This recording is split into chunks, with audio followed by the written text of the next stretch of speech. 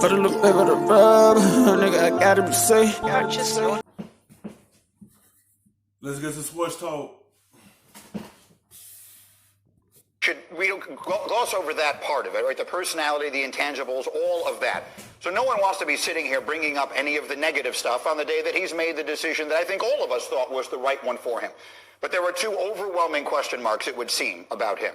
The first of them is his ability to stay healthy. This was not by any means the first injury that he has had. And if there's one thing we've seen historically, players who get hurt in college tend to get hurt again in the pros. So if you had to bet your career as a general manager on this guy staying healthy for a decade, would you be willing to do it? Well, it depends on what general manager I am and what's my security. I would be. If everything around me thought...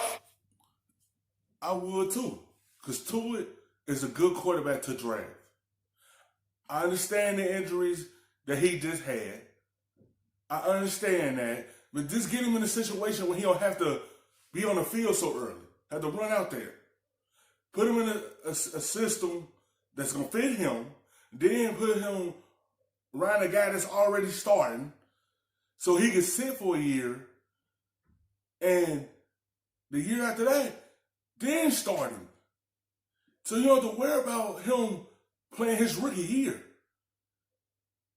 That just benefit him, to help him out. So he don't have to be out there early. Just be on the safe side and one of them teams draft him. But if he get drafted by a team that need him to be out there early, which I think he's going to be drafted by one of them teams, he going to have to be out there. But what if Detroit take him at the third pick? And they have Matthew Stafford. That's when you just let him sit there and let Matthew Stafford be out there playing. And then if you feel like you ready to move on for him, then you can go to Tua. He doesn't need a situation like that. Just behind someone for some years so he don't have to play so early. Healthy about it, and he's checking out because this guy has elite traits. Like, he is one of the greatest passers college football has ever seen.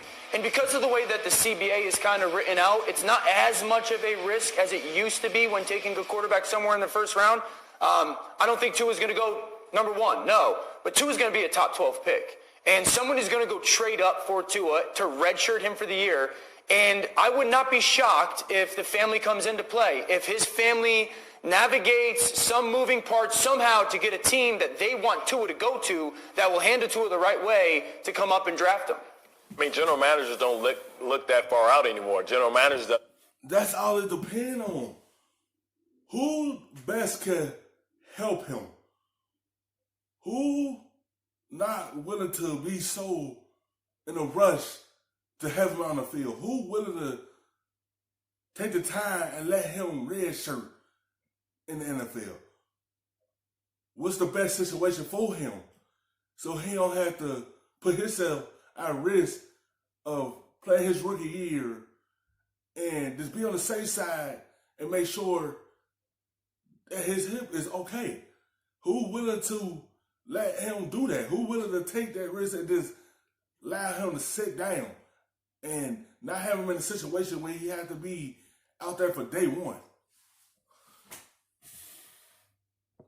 To have the job security that he used to have. I think they're thinking, hey, can I get 5 years out of him so I can extend my career and make sure that I can be tied to a generational talent that I can maybe have an opportunity to win. When coaches come in, general managers, they get 5 to 6 year contracts. So listen, arm talent is too good to pass up. You don't want to be one of those teams that say, hey, I passed on Randy Moss. I passed on Deshaun Watson. I passed on Pat Mahomes. So you know the talent is there. You want to trust your medical staff. You want to have them in, have them evaluated, and see, hey, what do we think? How long do you think we have with this guy? Which brings us to the other question here, and I will turn to my two SEC correspondents here, because it also does seem, as one who watches it from a comparative distance relative to the two of you, that with the exception of the game against Georgia, where he came in and set the world on fire in the national championship game, if there's been a knock... Gee, you don't have to finish. I said it. We haven't seen Tua perform against really good teams at the level we saw him play against opponents that weren't even close in comparison to what the talent was at Alabama. With that being said, going back to what Dan said, he does have elite qualities, right? So that's what everybody's banking on. Georgia, Clemson, against LSU, I'm talking about. And yeah, he have elite talent.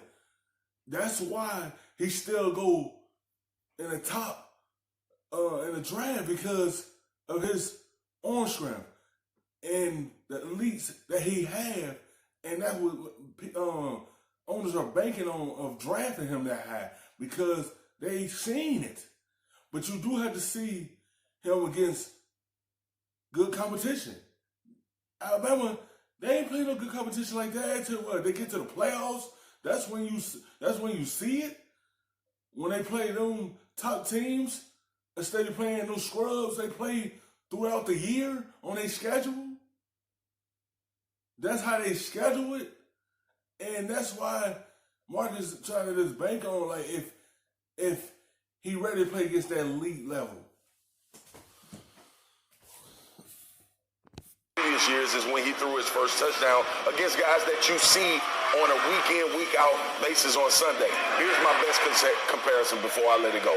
You either going to be the Miami Dolphins or you're going to be the New Orleans Saints. Your medical staff going to either say Drew Brees' shoulder won't be able to throw the ball anymore, or you're going to be sitting on the other side as the Saints with the possibility of getting in the playoffs every year and having a chance to win. I think that's who Tua will be. He manipulates the pocket really well. He does not have to be a superior athlete because he is a superior thrower. Let's make sure that we understand, like, yes, Tua struggled against some big-time teams when he was a 19 and 20-year-old as well. Like, there is a development. Like, the bar was set so high from that national title as a freshman year, it was almost like Trevor Lawrence's year. Tua should never have a bad game or a bad moment. And so there is that. This kid will be a top 10 or top 12 pick because he is too good to pass up on. I would say that one of the reasons why his decision was so difficult yesterday is because he knows that. He could be a pocket passer. Also, like, he could sit in the pocket and throw the football. But when it break down, he could run also. There's a lot of things that you could draft him and know what he could do. That's his ability.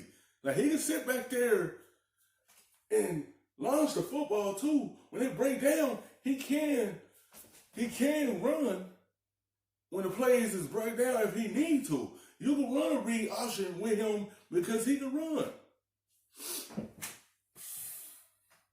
He wanted to be better in some of those big games. Just wasn't always as healthy as he would have liked to be. One other quick point, he was walking around quite well yesterday without a crutch and looks to be moving well. They say he's on track with the rehab. On the day of the draft, he will be 22 years old. His birthday is between now and then. Thank you for watching ESPN on YouTube. For more sports and analysis, download the ESPN app. And for live streaming sports and the best, stuffing them shits in the safe. Got me a spot out the way.